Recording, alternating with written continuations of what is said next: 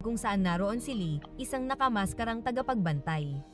Inutusan niya si Lee na papasukin siya sa tolo. Ngunit tinanggihan siya ni Lee at sinabihan siyang umalis sa kagubatan. Siyempre nagmatigas si Wenwo at nagpa siyang labanan siya.